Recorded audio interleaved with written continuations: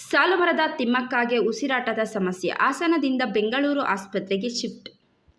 ಹೌದು, ವೃಕ್ಷಮಾತೆ ಸಾಲುಮರದ ತಿಮ್ಮಕ್ಕ ಅವರ ಆರೋಗ್ಯದಲ್ಲಿ ಏರುಪೇರು ಉಂಟಾಗಿದ್ದು, ಬೆಂಗಳೂರಿನ ಖಾಸಗಿ ಆಸ್ಪತ್ರೆಗೆ ದಾಖಲಿಸಲಾಗಿದೆ.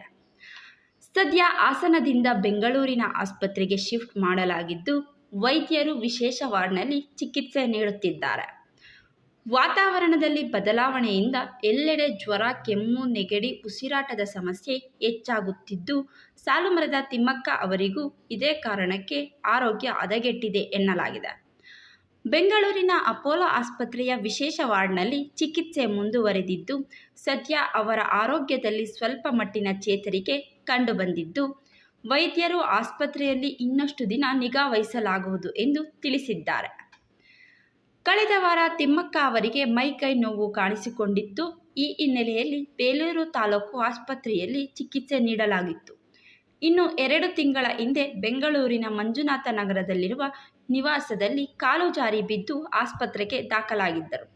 ಈ ಸಂದರ್ಭದಲ್ಲಿ ಅವರ ಬೆನ್ನು ಮೂಳೆಗೆ ಪೆಟ್ಟಾಗಿದ್ದು, ಬಳಿಕ ಜಯನಗರ ಅಪೋಲೋ ಆಸ್ಪತ್ರೆಯಲ್ಲಿ ಚಿಕಿತ್ಸೆ ಪಡೆದು ಚೇತರಿಸಿಕೊಂಡಿದ್ದಾರೆ.